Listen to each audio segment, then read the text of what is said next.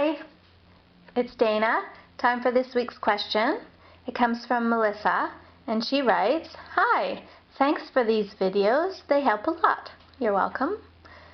Well, one thing I wanted to bring up, Elise was sleeping through the night. Then, the second week that Wyatt, her new baby brother, came home, she doesn't want to go into her crib and will scream for hours. She sometimes wakes up once in the night, and we've ended up bringing her into our bed.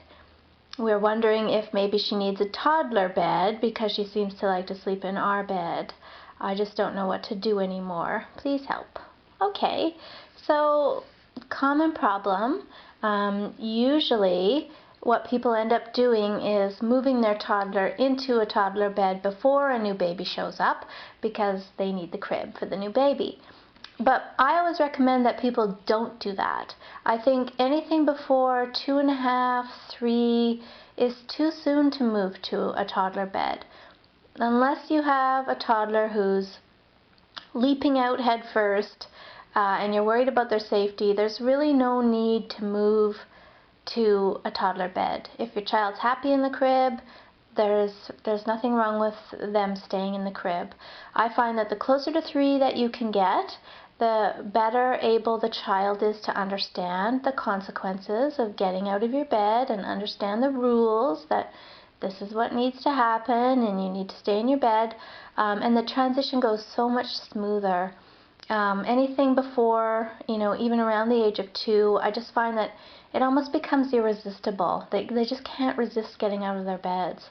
And you just get night visitor, night visitor, night visitor, and it can be really frustrating. So definitely don't move her to a toddler bed. It's not going to help. It's just going to make matters worse.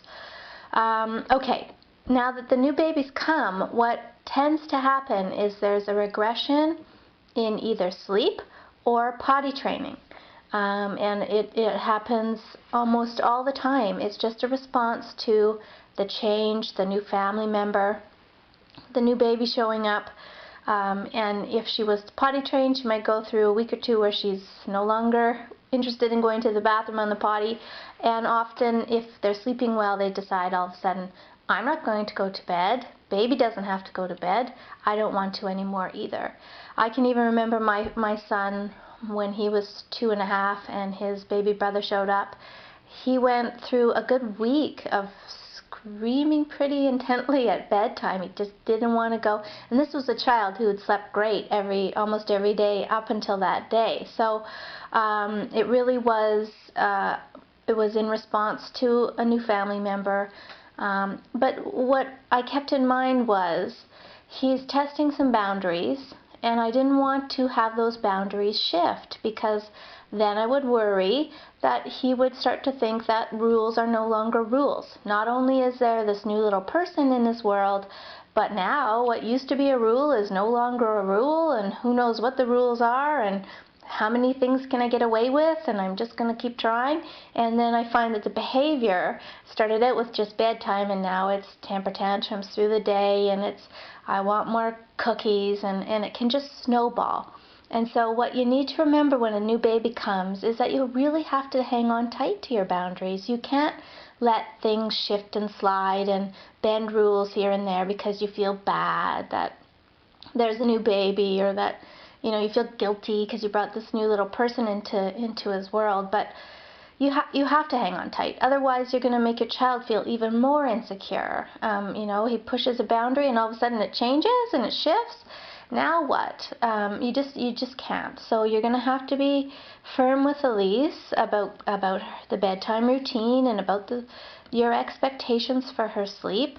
If you find it might make the transition a little bit easier if you stayed in the room with her when she's going to sleep, you could do the whole process of spending a night or 2 sitting beside her crib, a night or 2 in the middle of the room, a night or 2 by the door, a night or 2 just around the outside of the door in the hallway, just to kind of get her over the apprehension she has about going to bed.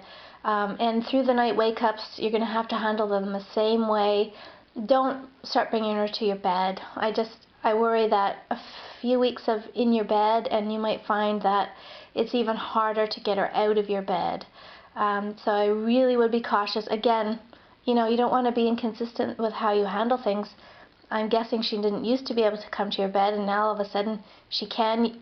Again, you don't want to, you know, make her insecurity worse by all of a sudden changing your rules on her. Okay, so I always suggest people alleviate their guilt in other ways by making a little mummy-daughter hour where maybe you go to the park together, just you and her, or take her for ice cream, just you and her. Just, you know, definitely give her the attention she's craving, just in different ways, not at bedtime. Okay?